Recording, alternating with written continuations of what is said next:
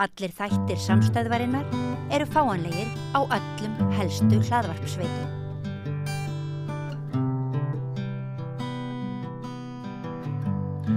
Já, komið þið sæl og blessuð. Við ætlum að snúa okkur að menningarlegum nótum. Við ætlum að ræða tónlist, hátíð ljós og friðar er framundan, jólin. Og hvað væru jólin án tónlistar? Og hvar væru við stödd við Íslendingar ef við byggjum ekki yfir öllu þessu frábæra tónlistarfólki sem, á ég að segja, Guð hefur gefið okkur. Bæði íslenskt tónlistarfólk, fólk sem hefur alist hér upp og orðið sinni þjóð mikil prýði, en ekki síður höfum við margoft notið þess að margir frábærir erlendir tónlistarmenn hafa komið til Íslands og hafa auðgað okkar garð svo munar. Og við erum svo heppin að ég hef fengið einn þessara góðu gesta okkar sem löngu eru orðnir Íslendingar. Hann kemur frá Tékkóslóvakíu en er samt ungverskur. Hann heitir Peter Mate. Vertu velkominn. Þakka kærlega fyrir. Hvað leiddi til þess að þú varst píanóleikari?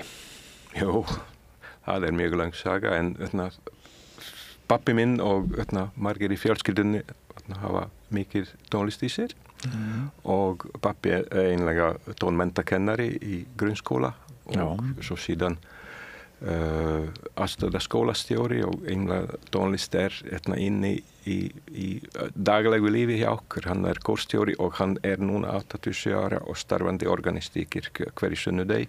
Vel gert. Og sem meira sagt stendur fyrir kór sem syngur við alla hátíðlega athafnir í bænum eða myndi að segja í sveitinni þar sem það eiga heima, foreldrar mínir. Frábært. Svo ég kynntist píanóinu einlega bara 30 ára og byrja píanónám eins og það gerist bara hægt og rólega. Já, eru fyrstu minningar þínar bara bundnar píanóinu? Já, ég myndi segja það. Er það? Já. Við áttum heima mjög stóran flygil, svartan. Já. Og hvaða gerð? Manstu það? Ég held að hann var Förster, teknisk merki, en ég er ekki alveg viss. Okay. Þetta er í barns augum mjög stórt ljóðfæri og mér fannst gaman að bara snerta það og pröfa eitthvað, einhver tóna þar sem pínulítið barn. Já. Og var snemma ljóst að það ætti mjög vel við þig að þjálfa þig upp sem píanóleikari? Já, eins og ég sagði, ég ólst upp í mikil sveit og það var langt í næstu alvöru tónlistaskóla en bara eftir 8 eða 9 ára aldur tók ég rútu í einhverja 20 kilometra að heiman, þrísvar sinnum vikustundum og fór í tónlistaskóla og menntun. Og eins og gerist í Austur-Evrópu mest á þessum tíma, það eru keppnir og sífellt einhverju tónleikar. Það er þetta er auðvitað í tímum þar sem ríkisstjórnin setti mjög mikið í menninguna. Ekki síst út af politískum ástæðum. Þetta er Sovjet hluti af sögunni. Og einn af fyrstu keppnum mínum sem ég tók þátt held ég 8 ára og vann píanókeppni. Þetta var í, sem sagt, keppnin hét hvað myndi að segja, Friendship between Soviet and Czechoslovakia. Ég skil. Þetta byrja svona, allir reyndu Það sem skilaboðin skilaboðin og það sem mjög gott samband á milli Tékkóslóvakíu og Sovétríkjanna. Alveg sangat til 1989 þegar byltingin kom. Já, og ég man eftir þessu menningarlega stolti og ég man hvað skákinn og svona íþróttir, þetta var náttúrulega allt upp á líf og dauða, þetta var pólitík í öllu, ekki satt? Nákvæmlega. Já, einmitt. Það þurfti að sýna fram að Östurblokkin er fremri en Vesturblokkin. Já, og hún var það á hverjum sviðum. Mörguleiti. Já, við verðum að gefa henni það. Já, en mér dettur í hug að til dæmis æfingatíminn þinn hafi verið ansi langur. Geturðu sagt okkur hvað þú varst að æfa þig á píanóið ungur marga klukkutíma á dag?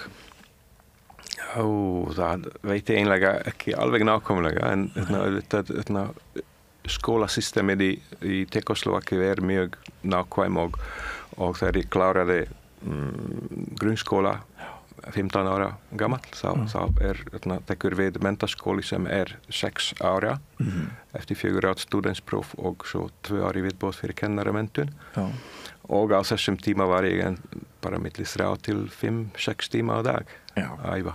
Líka á laugardögum og sunnudögum? Já. Það ekki hægt að sleppa.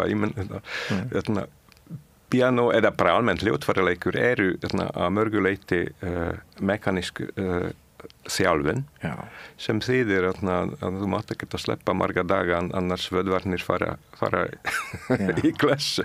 Já. Þetta náttúrulega þetta ótrúlega samband á milli heila, á milli hugar og handar. Þetta náttúrulega galdrar, hvernig heilin sendir boð sem að ná þarna fram og að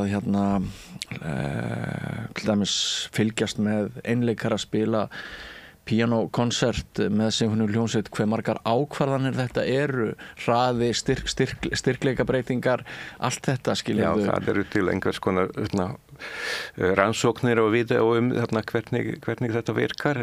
Ég hef nú aldrei tekið þátt í neitt svoleiðis en þetta tónlistin og tónlistar kennsla ótrúlega mikilvæg fyrir hvert sem ekki bara þessu sem munu vera einleikarar og atvinnu tónlistamenn heldur fyrir yngra kynsluna, fyrir lítið börn.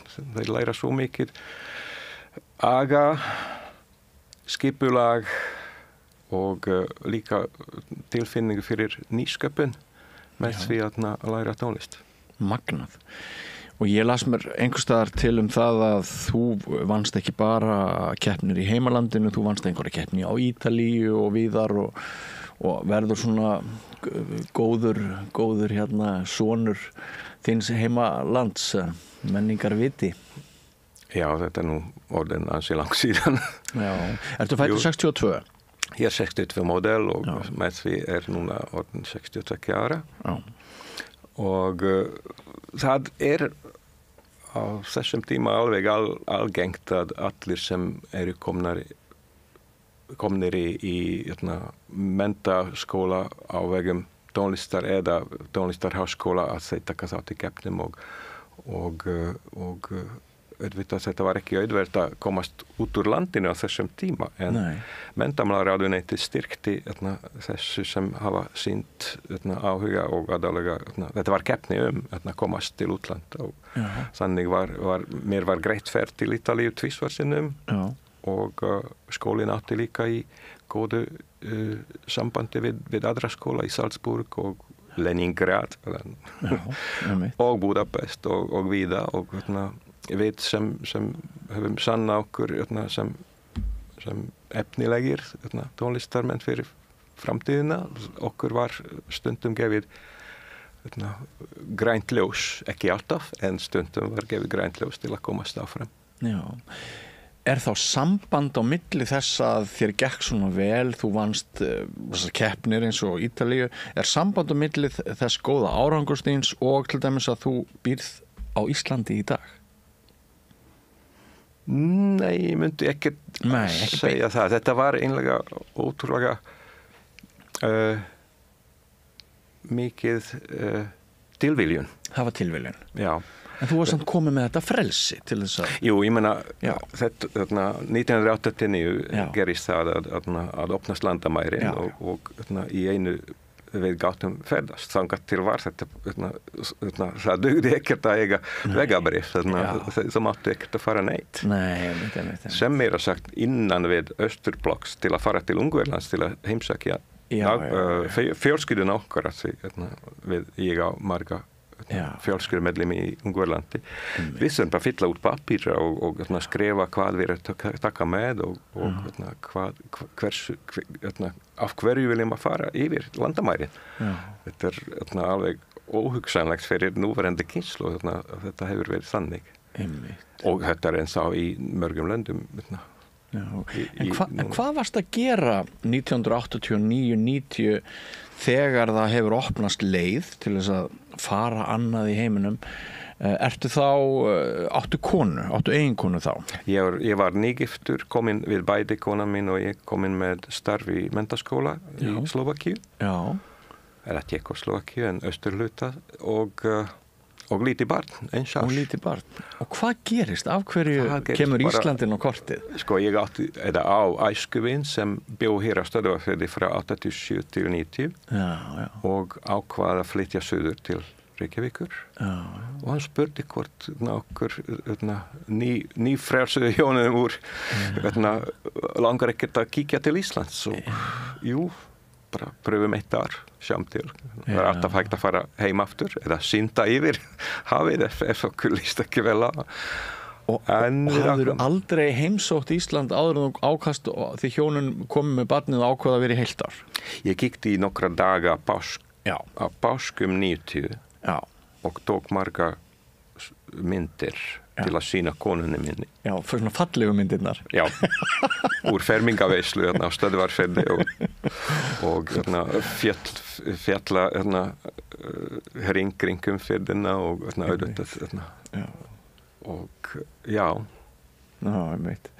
Og sko, vissirðu eitthvað Ísland þegar, hvað heitir þessi vinnur þinn sem þú nefnir? Hann heitir Ferenc Utassi og nú, hann flutti frá Íslandi 96 og núna konsul honorer. Nú, sem sagt, Íslands í Budapest. Já, skemmtilegt. En vissir þú eitthvað þetta land áður að þú komst hingað? Ég meina, jú, landafræði var sterk líða að mér, svo mér fannst alltaf gaman að skoða landakort. En jú, ég vissi að hér kalt, að hér eru eldgos stundum og hjarthræringar og hjartskjálftar en ég vissi ekkert hversu gott fólk býr hér eða hvað býður okkur utan við að við sem sagt gerðum samning til að kenna í 2 tónlistarskólum og þjóna 4 kirkjum fyrir austan Stöðvarfirði, Breiðdalsvík og Fáskrúðsfirði. Þannig voru fyrstu 3 árin okkar og yndislegt tímabil. Kynntumst landinu, fólkinu og líka lærðum tungumálið. Já, það bara gengið vel. Það er grunnurinn af allri íslenska okkar er fyrir austan, já. Og gekk það bara vel? Þess vegna þessi austfirski hreimur í mér. Austfirskur hreimur? Já, ekki. Ég veit það ekki, mér finnst bara að tala íslenskuna mjög vel. Það er mjög auðvelt að skilja hvert einast orð sem þú segir. Þakka fyrir. Og mér sýnist að tónlistin í tungumálinu sé orðin þér töm. En það held ég nú að fyrir tónlistarfólk að það sé auðveldara fyrir tónlistarfólk ofta að læra tungumál heldur en annað fólk. Heldur það sé ekki rétt? Jú, ég held að það lítur að vera eitthvað mikið hjálp í því. Já. En vissirðu eitthvað sko íslenska tónlistar hefð eða hafði vinur þinn sagt þér að Íslendingar væru músíkalskir eða var það eitthvað svoleiðis eða skiptið? Jú, ég vissi að frá Ferenc að söngurinn aðalmálið hér á Íslandi og hann auðvitað styrti sjálfur kór sem flutti á þessum tíma frekar óvenjulega verk eftir Godai og Bartók og svoleiðis sem sagt. En hann bjó nú ekki heldur lengra en 3 ára á Íslandi. Svo kynntumst við miklu seinna öllu þessu hinni tónlistarhefð sem hefur verið hér á Íslandi frá byrjun 19. aldar. Sem bara seinni part 19. aldar og sérstaklega byrjun 20. aldar. Já. Nú langar mig að segja þér svolítið. Já. Þegar ég ólst upp í Mývatnssveit þá var alveg sama hvaða mannfögnuður var þar, hvort það var bara skírnarveisla eða jólin eða páskar eða saumaklúbbur eða hvað það var. Að þegar saman var komin hópur fólks þarna á einhverju heimili og það var til orgel, harmoníumorgel eða píanó á hverju einasta sveitaheimili. Og þegar fólk var komið saman þá var alltaf sungið áður en fólki fór heim. Já. Það var alltaf einhver sem gat spilað annarkot eftir eyranu eða lesið nótur, íslensku ættjarðarlögin eða að það voru sungir sálmar dægurlög, já, og alltaf sungið í 4 röddum og þessar 4 raddir voru mjög oft sungnar án þess að fólk færi á einhverjar æfingar. Það bara heyrði það fyrir sér hvernig var hægt að skipta þeim niður og það var kannski helsti vandi sumra að þeir vissi ekki, þeir skriðu svona á milli þess að vera bassar eða tenorar eða vissi ekki alveg hvort þeir ætluðu að vera allt eða sópran en sko þetta finnst mér eiginlega alveg hreint eitt af því merkilegasta sem ég hef sjálfur bara upplifað við íslenska menningu en ég hræddur að þetta sé nú svolítið á undanhaldi, heldur þetta sé ekki svolítið að hverfa því miður, þessi svona sveita menning þar sem að Já, ég held að yngri kynslóð, ég á nú 2 uppkomna sinni, 35 og 31 árs, ég efast það að þau gátu sungu utan að dægurlög, íslensk dægurlög, þetta bara eitthvað sem hverfur hægt og rólega, ég meina, komin tekur annað við. Jú, lítur að vera pop og rap og alls konar. En þetta bara sama alls þar í heiminum. Ég ólst upp í miklu óperettu og ungverska folklór, þjóðlaga heft. En yngra kynslóðin þekkir það ekki heldur lengur nema einhver lítinn hluti kannski. Já. Og sigøjnarmusik sem sagt, sem var spilað á öllum veitingahúsum á sunnudögum, bara cimbalum og gypsy band og afi minn var alveg ótrúlega hrifinn af svoleiðis tónlist, Tjardarsum og Já. En sko þegar þú flytur svo suður og þið, þá náttúrulega ferðu kannski aðeins annað umhverfi. Maður hefur svona þá tilfinningu núna að tónlistarmenn hafi kannski verið sá hópur listamanna hérðan frá Íslandi sem hafi bara gengið best í heiminum, bara við eigum betri tónlistarmenn á alþjóðavísu heldur en rithöfunda eða myndlistarmenn eða leikskáld eða eitthvað svoleiðis. Það er mín tilfinning allavega og ég held að það séu margir sem að myndu segja það að tónlistarmennirnir okkar séu hvað svona fremst. Var það eitthvað sem að sko þú tókst eftir þegar þú ert svona farin að kenna efnilegustu nemendum Íslands á píanó og komin inn í svona hjarta tónlistar elítunar á Íslandi kannski getum að sagt varstu, hugsaður þau eru nú ansi flink eða er þetta bara einhver svona saga sem við erum að segja okkur að við séum eitthvað sérstök í músíkinni? Nei, þetta þessi frelsi sálar sem Íslendingar, þeir búið yfir eða við búum yfir. Já, við. Þú ert við. Er komin tími. Ég held að þetta hjálpar mjög mikið til að gera eitthvað sérstakt. Okay.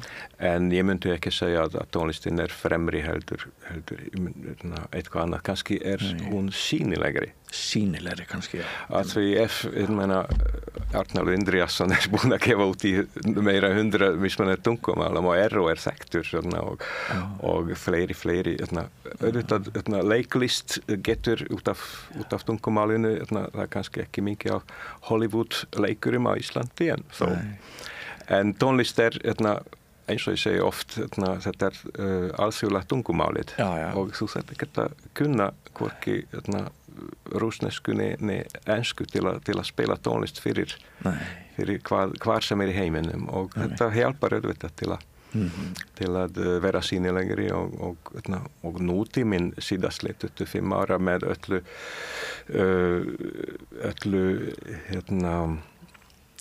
miðlum tölvu og internetinu þetta er eitthvað ótrúlega mikið búm í sýnileika. Já, mér finnst áhugavert að þú fyrir að tala um frelsi þegar ég spyrði tónlist og eigum við þá auðveldara með að improvisera og skapa út af þessu frelsi, minni ægi en meiri improvisering eða hvernig birtist þetta? þetta er erfitt að útskýra. Já. En frekar seg dæmi eftir 10-15 ára á Íslandi sem olli það að ég aftengist pínu til tónlistinni af fyrrverandi löndum mínum, sem sagt Tékklandi, Slóvakíu, Ungverjalandi. Þá kem ég aftur í sambandi við ýmis tónskáld, bara aftur fyrir tilviljun, og mér finnst í einu að tónlistin sem þeir skrifa er mjög íhaldssam. Já. Það byggist á þessum grunni sem auðvitað ég kynntist frá Johann Sebastian og Ludwig Beethoven og Mozart og Schubert, en þeir hafa ekki skrifið þetta skref til að frelsast alveg og hugsa upp á nýtt. Það vantar píntu meira persónuleika sem held ég mikið til eða oft til á Íslandi. Já, einmitt. Já. Og það getur við tónlist sem í myndlist, held ég. Já. Þannig að það ekki beint samband á milli þjóðar karaktersins í músík og þeirra verka sem að hafa helst verið skrifuð og flutt. Þetta mjög erfið spurning. Jú, ofta segja fólk, sérstaklega turistar sem koma hingað, þessi mikla víðáttan og þetta,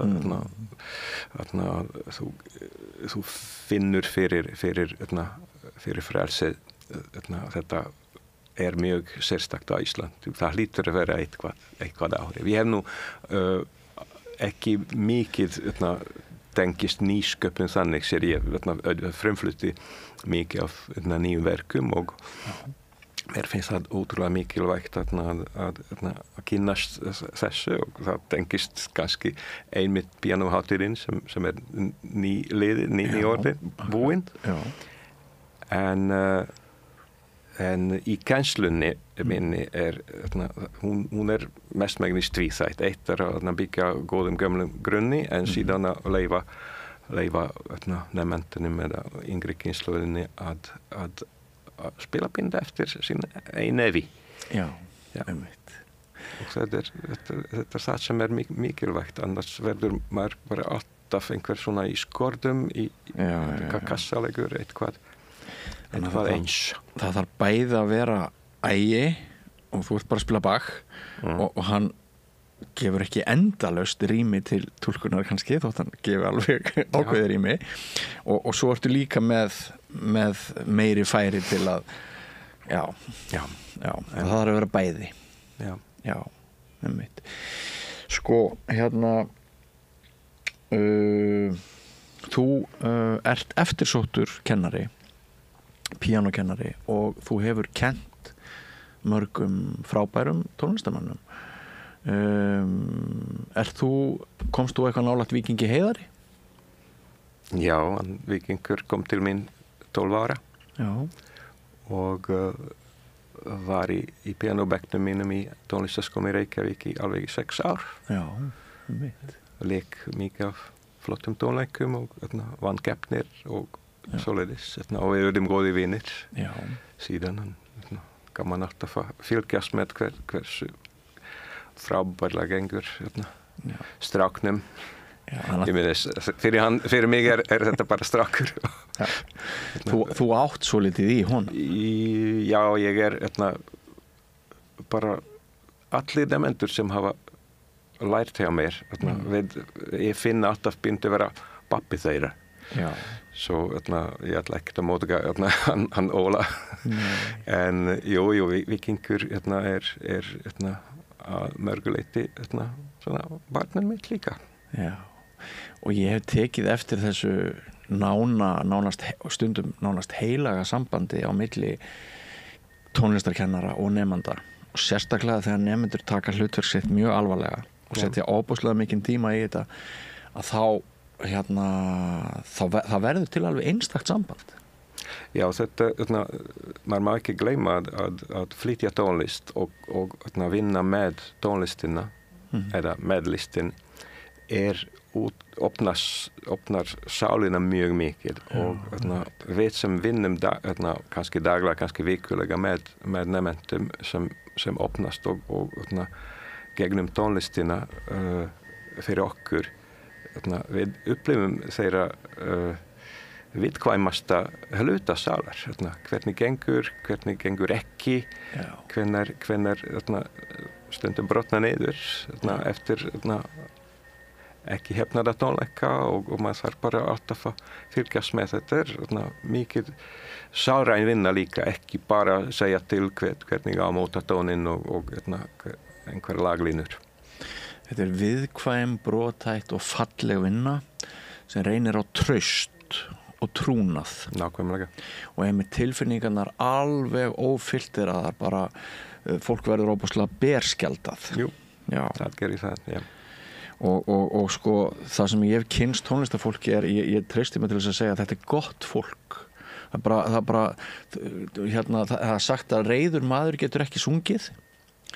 Já, það og sá sem í tónlistinni og tekur hana alvarlega þetta bara, við verðum góð í gegnum tónlistin. Minnstakosti það heyrist í flutningi ef þú ert ekki í góðu skapi. Já.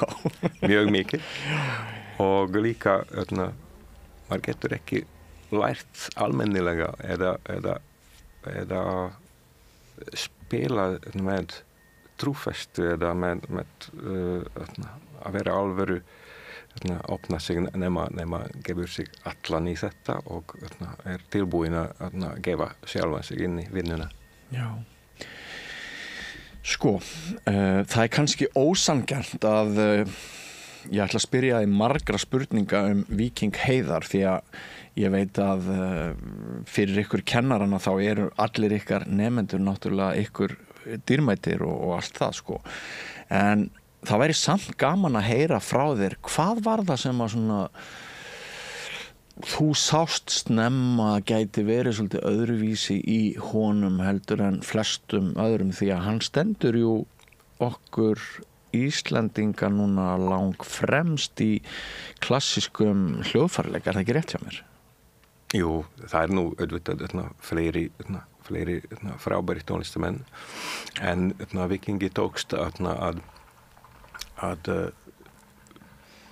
vinna heiminn, myndi ég segja. Bara hver sem hann fer honum fagnað og það ótrúlega fallegt og stórt sem hann hefur hingað til gert og vonandi verður stjarna hans en skærari eða bara heldur lengi upp í heiminum. Sástu það snemma þegar hann var 12 eða 14 ára? Hugsaðu, hann snillingur? Aldurinn á milli 12 og 16 alltaf mjög erfiður.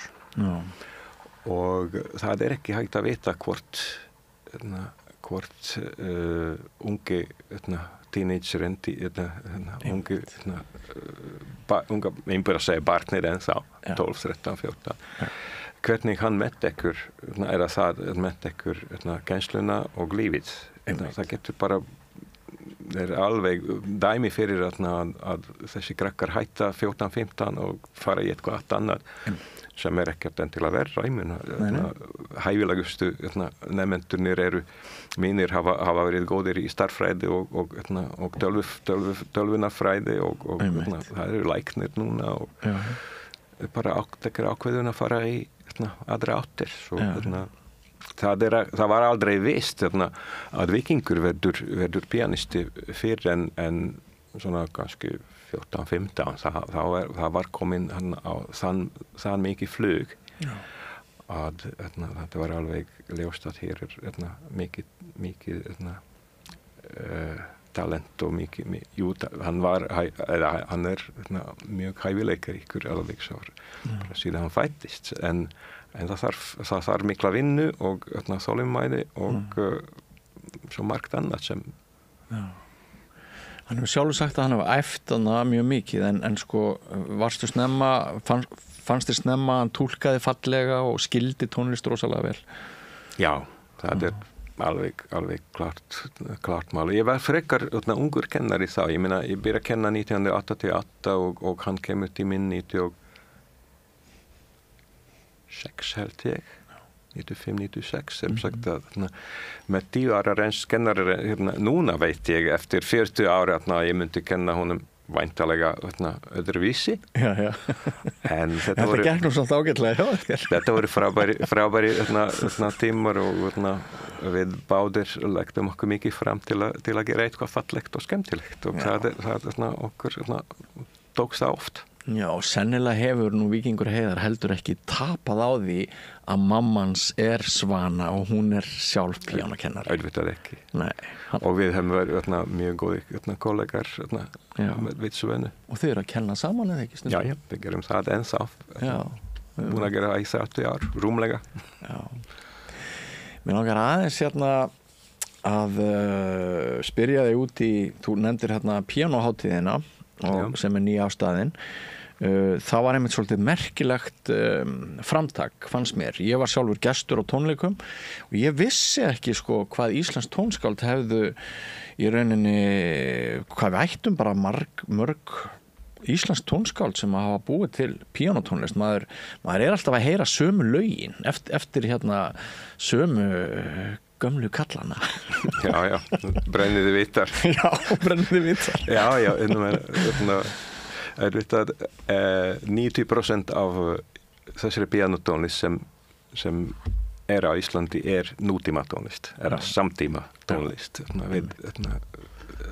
Fyrstu tónskáldin hér, Sveinbjörn Sveinbjörnsson eða Páll Ísólfsson byrja að starfa í byrjun 20. aldar og skrifa í síðromantískum stíl. En það sem í annars staðar í heiminum komin atónartónlist eða dodekafóni, 12-tónartónlist eftir Webern eða Berg eða Schönberg. Svo það byrja miklu seinna hér þetta tónlistarheft og sérstaklega fyrir píanó. Söngurinn var á undan. En mér kom einlega bara sjálf mér óvart hversu stór þessi brunnur, þessi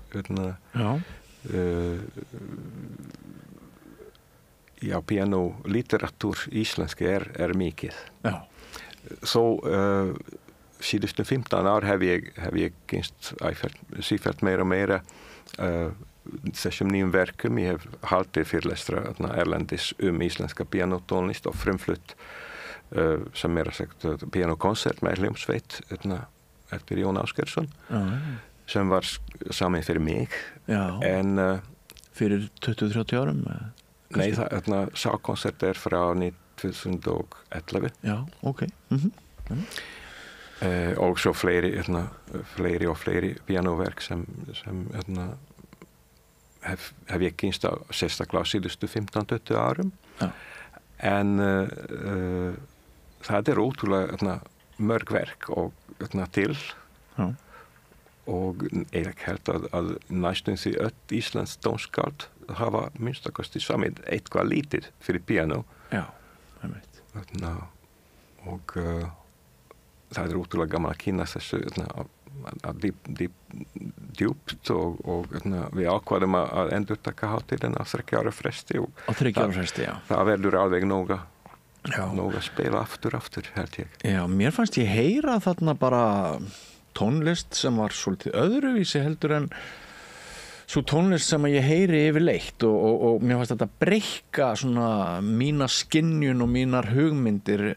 Ég fekk svona víðari mynd af þeirri tónlist sem búin til hér fyrir píanó í þessu landi. Það var sem mjög gott við þessa hátíð. Okkur tók saman, ég þarf að nefna að ég var auðvitað ekki einna skipulagið þetta. Það Nína Margrét Grímsdóttir og Erna Vala Arnardóttir. Við vorum aðalskipulagentur hátíðarinnar. Já.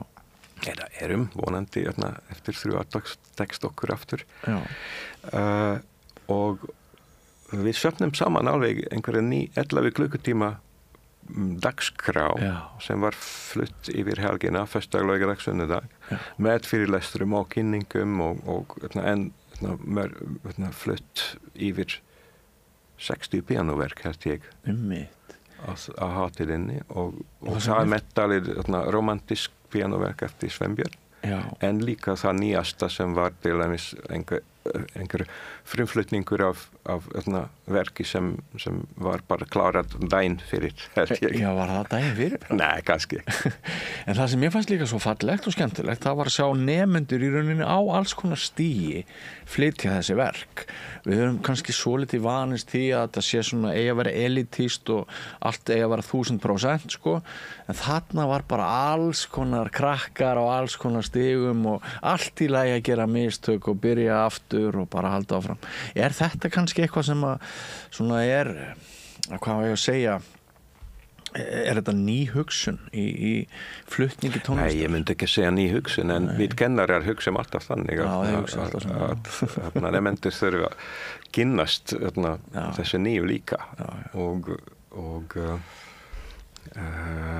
þetta eitt af aðalmarkmiðum komandi hátíðarinnar eða hátíðar að þetta verður ekki bara professional og atvinnufólk sem spila hér pianotónlist á hæsta gæðaflokki heldur koma nemendum inn í þetta til að kynnast tónlistinni og pröfa sig áfram og vonandi eftir því að verða ennþá fleiri nemendur taka þátt. Já.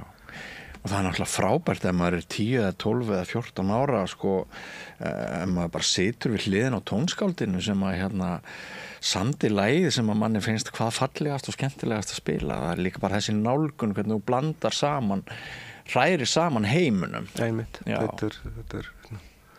Þetta eitt af þessum fallegum hlutum þegar tónlist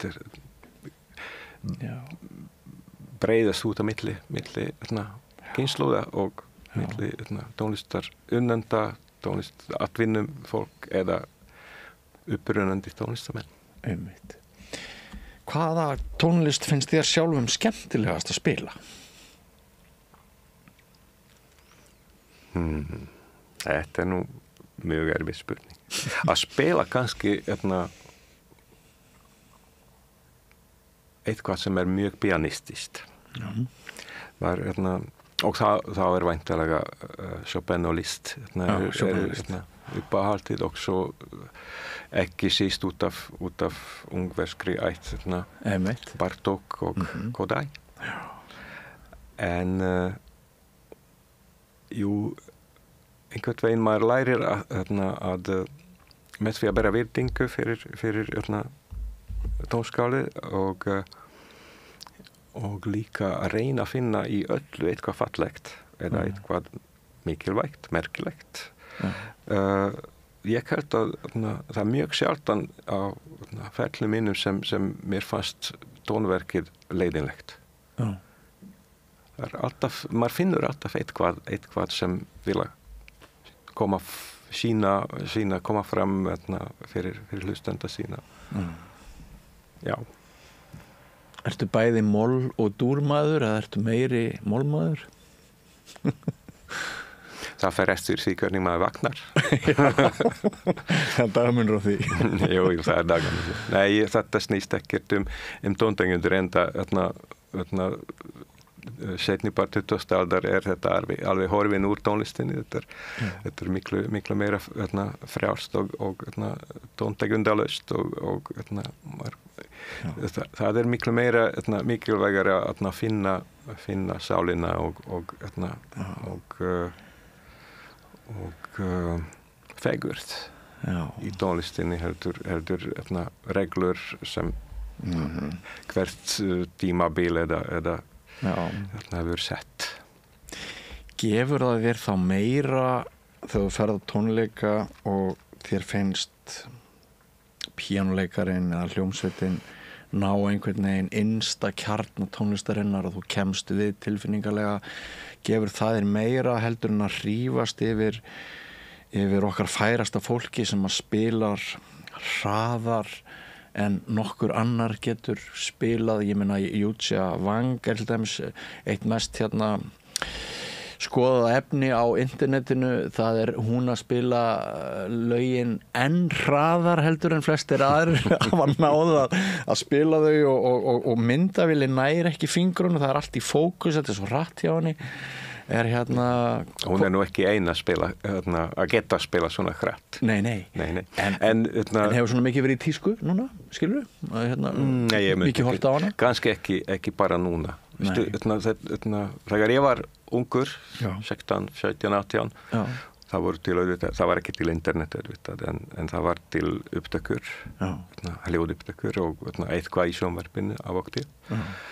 Og það allra fyrsta sem maður tók eftir því, opnaði nótur og fylgist með nótum og það var alveg kolsvart, einhverju tæknilega hlutir eftir list eða balakir eða hvað sem Og það þetta fyrsta sem maður tekur eftir, hvernig getur hann eða hún að spila þetta svona vel og svona nákvæmt og svona hratt. Maður heitlast af hraðanum, af tónaflóði, af styrkleiku öllu og en með aldrinum maður segir að það margt annað sem mikilvægt. Eða mikilvægara og ég meina Júdjavang alveg topp pianisti og en þegar ég hlusta á hana það ekki hraðin sem heitlar mig en heldur salin og fegurð sem hún bara ótrúlega falleg tónleikar til dæmis í fyrsta skipti live sem ég upplifti hana að spila með Vikingi hér í Hörpu og það alveg magnat hvernig bæði hún og auðvitað Víkingur eru að leika fallega á hljóðfæri. Já, mér fannst það líka ótrúlega magnaðir tónleikar. Mikil dýpt í þeim. Ég hélt þeir eru kannski pínu kommersial, pínu grunnir, en þeir voru svo djúpir og þeir voru svo fullkomnir. Já. Og svo fóru þau út og þeim gekk vel, en veistu hvort þau ætla að halda þessu áfram, þessu samstarfi eitthvað, að spila fjórhend? Væntanlega, ég held að það einhverju tónleika framundan líka hjá þeim. Þau stofna í að halda áfram í Bandaríkjunum með Kanada. Ef ég man rétt. Ég hef ekki fylgst með en þetta stendur á vefsíðu Víkings hvar hennar spila svo mér finnst gaman svona opna stundum vefsíðuna hann í Hamburg núna og hann í Tókíu Já, við erum öll svolítið tím Víkingur við erum óbúslega stolt af honum og finnst gaman að eiga í honum og ekki heldur að hann orðin áhrifavaldur fyrir yngra kynslóðina. Það sérstaklega margir ungir strákar sem hafa festist við að spila og komast lengra í píanónámi en áður fyrr. Einmitt. Bara beint út af því að hann svo frábær fyrirmynd. Já, ég alveg viss það að þetta góð áhrif fyrir komandi kynslóð. Og svo Laufey. Laufey að gera merkilega hluti. Já. Og sko þar mikil breytt, bæði þá náttúrulega kveikir hún aðeins jazz áhuga hjá mörgum sem ekki höfðan og hvernig hún kombinerar, hvað maður segja, nútíma músík og bara það sem að ungt fólk að hugsa og með aðeins klassísku ívafi. Ég meina hún klassísk mentuð. Ég segi það sko. Hún cello. Aðal hljóðfæri hennar cello. En það nú að segja að hún var hjá mér í nokkuð ár. Nú var hún líka? Já, og fór í píanókeppni og vann verðlaun. Já, var það? Já, þau systkini voru báðar Júnía og Laufey hjá mér í píanótímum. Það mjög fyndið, það svo margir sem hafa kannski farið aðra áttir heldur bara að vera píanóleikari. Já, einmitt. Ég hef kynst þeim bara beint við hljóðfærið. En fingraför þín, þau eru víða í íslensku tónlistarlífi, heyri ég. Ég veit ekki, maður reynir alltaf að gera sitt besta við kennsluna og nefnendur og framtíðin sýnir hvað hefur hvort þetta verið til einhvers. Já, þess vegna sagði ég í upphafi, sko, við erum svo í kynningunni, við erum svo ótrúlega heppin við Íslendingar að hafa fengið fólk eins og þig til þess að koma hingað til Íslands því færni ykkar var náttúrulega einhverju level sem að mjög fáir höfðu hér og sko ægin og einbeitingin og hvernig þetta, þegar sko fólk gerir ekkert annað en eitthvað eitt, þá verður náttúrulega rosalega gott í því með mikilli æfingu ef það hefur hæfileika til þess og ambisjón til þess. En við Íslendingar eru náttúrulega opaslega mikið bara allir að gera allt og það er ekkert mörg ár síðan hver einasti Íslendingur skipti dekk eða sprakk undir bílnum og þetta það þykir sérstakt sko. Yfirleitt bara, mjög ofta bara hringir þau í eitthvað símanúmer, það kemur einhver maður og bara skiptir dekki. Ég geri það sjálfur.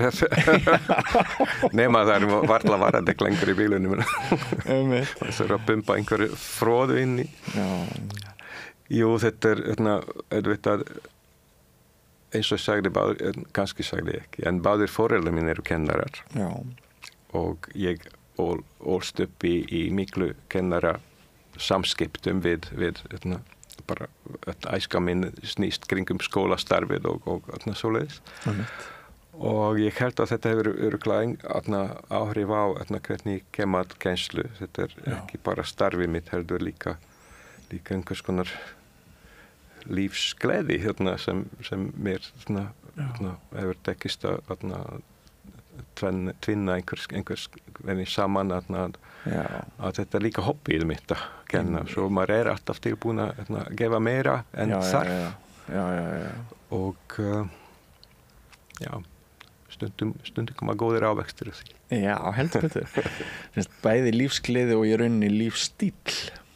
Já. Og ef maður er að vinna við það sem maður hefur rosalega áhuga á, þá finnur maður aldrei fyrir því að maður sé í vinnunni. Þá bara er maður einhvern veginn í þessu flæði með öðru fólki og hugmyndu sínum. Þetta gefur mikla orku tilbaka líka. Já, rosalega orku tilbaka. Eitt sem hins vegar alveg öruggt að eftir 5, 6, 7, 8 klukkutíma kennslu, píanókennslu, eða stundum kammermúsík, hvað sem þá fer ég ekkert heim og kveki ekkert útvarpinu eða sett neitt á fóninn. Nei. Það bara búin að fá nóga músík yfir daginn. Já, ég trúi því. Svo þetta kemur mjög oft fyrir einhver nefnendur eða kunningar segja, hefur heyrt þetta nýjasta og svona. Ég hef ekki hlustað í margar vikur og neitt annað nema mín eigin kennslu. Því maður hefur ekki endalausa orku til að meðtaka eitthvað. En þegar þú komið hausinn ofullan, ferðu þá í göngutúr eða það sund eða? Jú, bara hreyfing. Utanlandsferðir og eldhúsið. Eldhúsið líka? Og fótboltinn. Fótbolti? Já. Að horfa á þá? Horfa, já. Ég kannski fyrir gaman til að stunda. Nei, mér finnst gaman að komast í sund og Kópavog sundlaugin mín sem bestu sundlaugin á Íslandi. Hvaða sundlaug það sér? Kópavogslaugin. Já, einmitt. Sannur Kópavogsbúi. Ég ekki að rífast við þig, en það Vesturbæjarlaugin sem best, sko. Jú, margir segja það. En sem sagt, að hreyfa mig hvort hjóla eða synda. Já. Göngutúrar, kannski ekki fjallganga, en svona bara almennt, labba. Eða ferðast erlendis, eða innanlands auðvitað. Það margir að hissa hvað hef ég farið víða á Íslandi sem Íslandingar hafa ekki farið. Já, einmitt. Já. Mjóafirði eystra og svona sérstaka staðir út á Dalatanga. Já. Það er ekki margir sem hafa komað samt. Nei, magnað. Já. Gaman. En sko, ég ætla ekki að halda þér mikið lengur en það búið að vera ótrúlega gaman að hitta þig og gaman að spjalla við þig og gaman að fræðast þig og við getum setið dögum saman og rifjað upp áhrif þín á íslenska tónlist sem eru mikil og ég bara takk fyrir það. En sko, mér langar aðeins að nefna við þig í lokin að við höfum séð þróun sem að mér finnst ekki mjög jákvæð. Mér hefur sýnst sem tónlistarskólarnir þetta sé að verða svona aðeins, þetta snúist aðeins meir pening en það gerði. Skólagjöldin séu aðeins hærri heldur en þau voru áður og mér hefur sýnst eins og að sko kannski allir krakkar fá ekki lengur tækifæri til þess að stunda nám, taka einstaklingstíma á hljóðfæri eins og var þegar til dæmis ég varð vitni að bara sköpun tónlistarskólans í Mývatnssveit. Hann eiginlega jafngamall mínum tónlistarferli. Ég fór snemma að spila orgel og blokkflautu og píanó og eitthvað svona. Og þá var þetta í rauninni þannig að það kostaði ekkert að vera í þessum tónlistarskóla sko. En núna kostar það svolítinn pening og ég tek eftir því þegar ég á tónleikum að þetta eru oft ekkert börn sko fátækra fjölskyldna sem að spila þarna. Þetta eru oft foreldrar betur stæðra fjölskyldna með meira menningarlegt bakland sem að eru orðið í klassískri tónlist. Er þetta áhyggjuefni? Er þetta, þurfum við einhvern veginn að auka aðgengi sem flestra að þessum gæðum því að við erum sammála það að tónlistin hún gefur ekki bara einstaklingum svo rosalega mikið, heldur öllu samfélaginu. Það svo mikið undir. Já, þetta svo ótrúlega mikilvægt að sem flestir komast í einhvers konar tenging við tónlist og það hefur verið ýmsar tilraunir, tónlist fyrir alla eða að færa tónlistarkennslu inn í grunnskólastarfið og ýmsar hugmyndir. Ég þarf viðurkenna að síðustu 20 ár ég ekki alveg tengdur tónlistarskóla kerfinu þessu yngstu börnum. Ég kennari við MIT sem menntaskóli og tónlist og hef ég verið professor við Listaháskóla Íslands sem eiginlega orðin atvinnutónlistamenn eða varðandi atvinnutónlistamenn sem koma þangað og ég bara hef ekki hugmynd hvað kostar að hafa barn í tónlistarskóla núna. Sennilega einhver 300-400 kall eða eitthvað svoleiðis á ári. Ég held það. Það mikið. Það peningur. Já, það peningur auðvitað. Maður þarf að viðurkenna að margar fjölskyldur hafa ekki efni á það. Og mér finnst maður sjá það á tónleikum sko. Já. Mér finnst þetta líka í íþróttum svo það sé sagt. Sem meira sagt. Já. Þegar eru 6 ára þá eru allir með og svo 10 árum seinna þá er sko mikill kostnaður orðinn af íþróttalífinu og öllum keppnisferðalögunum út fyrir landsteinina ef þið gengur vel og svona að þetta er allt saman einhverja elitískar fjölskyldur með sterkan efnahag. Já. Þetta er ekki nóg gott. Þetta nú ekki, það leitt að heyra. Já. Væntanlega þurfti ég bara að kynnast betur þessu hliði tónlistar allir að starfa á sínum forsendum en kannski ætti vera einhver möguleiki til að efla þetta. Já, svona jöfnunar úrræði við þurfum meira þeim held ég. Alveg sammála. Já, af því að sko hæfileikar getur nú verið þeir sprottið upp ekki síst, hve mörg dæmi höfum við ekki einmitt mestu snillingana sem að komi bara frá fjölskyldum þar sem pappa og mamma vissu ekkert það sem að börnin eru stórkostlega í sko. Já, það er. En sko íslenska rómantíska sagan það hve margir Íslendingar kunna pínulítið að spila hljóðfæri. Hún svo að hér hafi verið mjög góður menntamálaráðherra sem hafi bara áttað sig á því að það yrði bara að koma upp tónlistarskólum út allt Ísland og svo hafi það bara verið gert. Já. Og ég man þá tíð þegar við vorum bara eiginlega allir krakkarnir í sveitinni að læra á hljóðfæri. Það var bara þannig. Já, þegar ég flytt til Stöðvarfjarðar 1990 og var líka tónmenntakennar í grunnskóla. Það voru 70 börn. Já. 6-falt fleiri en núna. Þessi ára. Einmitt hugsaði það. Já. Þar af, ég man alveg nákvæmlega 59 börn voru í tónlistarskólanum hjá okkur. Wow. Sem þá vel yfir 80% ef ég reikna svona bil. Einmitt. Og bara ýmis hljóðfæri konan mín og ég við reyndum að kenna eins mörg hljóðfæri og var hægt blokkflautur og gítar og harmoníku og söng og alls konar en ég veit ekki hvað hefur gerst.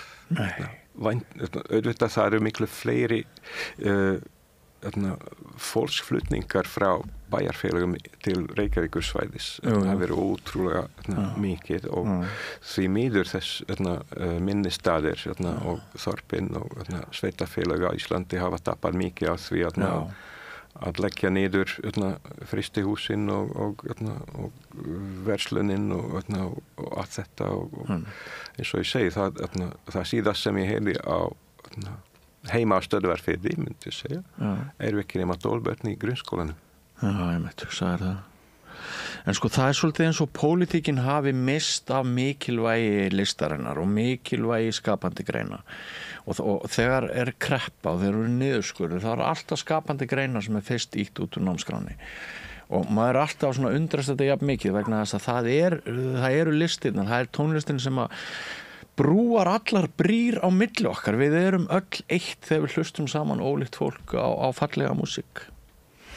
Já, við þurfum bara að viðurkenna að heimurinn miklu erfiðari núna heldur fyrir 25-30 árum og hvernig hægt að koma í hlutum í betra jafnvægi það mjög mikið áskorun hvort fyrir pólitíkin bara hugsunarhátt almennings að því núna í þessum tölvu og internettímum allir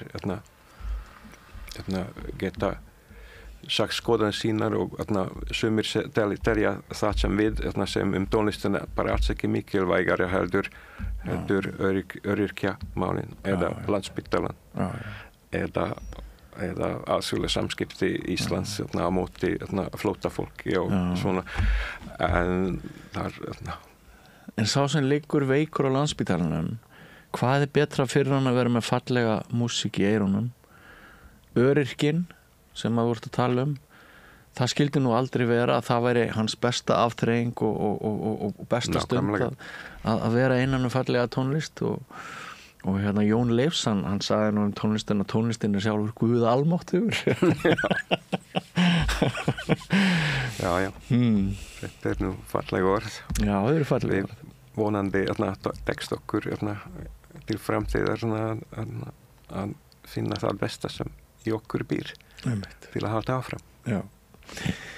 En ég ræddi jólin í upphafi og tónlistina og það einhvern veginn tónlistin sem setur ramman, tónlistin setur heilaleikan í mínu hjarta þegar það eru bjöllurnar, það eru klukkurnar sem hringja og svo það tónlistin og það það sem kemur mér í jólaskapið.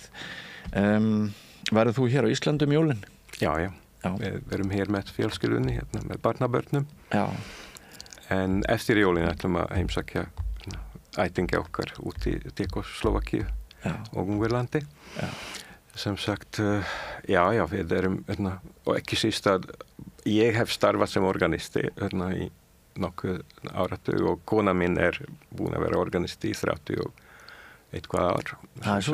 Þetta bara vinnutímin okkar eða sérstaklega hennar að fara alla messur og spila og stjórna kórum. Í fyrra voru fyrstu jólin eftir síðan 1990 sem ég var ekki á Íslandi. Nú var það.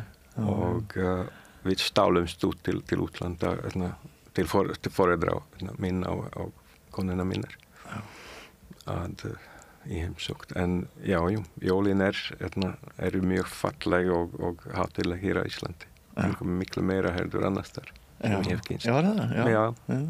Og fulla tónlist hjá ykkur, bara bæði á fullu. Já. Kannski minna píanóleik, það meira kór og orgelleikur sem tengist jólunum. En allir kórar halda jólatónleika. Já. Pétur Matti, þakka þér kærlega fyrir komuna, búið að vera mjög skemmtilegt að spjalla við þig og ég vona að hlustendur og áhorfendur upplifi það sama og ég að mér finnst ég vita miklu meira þig heldur en ég vissi áður og ég vonast til þess að fá fleiri tækifæri til þess að spjalla við þig síðar músík. Takk fyrir að bjóða mér, gaman að vera hér með ykkur. Og gleðileg jól. Takk, gleðileg jól. Og á þessum nótum held ég að sé bara vel við hæfi að skilja við ykkur kæru hlustendur og áheyrendur. Þið ekki bara komin í smá jólaskap með því að heyra fyrir ykkur helgi músík jólanna, það sem að setur okkur í rétta gírinn. Þátturinn verður ekki lengri í kvöld. Við minnum á það að ef þið viljið styrkja samstöðina þá hnappur á vefsíðunni samstöðin.is sem ástendur áskrift og hægt að láta framlög rakna til þessara stöðvar. Við erum í útvarpinu, við erum á vefnum, við erum á stöð 5 á sjónvarpi Símans og erum út allt og margir tugir þúsunda Íslendinga sem að fylgjast með okkar efni í hverju mánuði, en gerist ekki af sjálfu sér, þannig að ykkar stuðningur yrði vel þeginn ef þið getið af honum séð. En þættinum lokið í kvöld, verið sæl. Segðu það á Samstöðinni. Samstöðin í eigu hlustenda, áhorfenda og lesenda. Sláist í hópinn og gerist áskrifendur.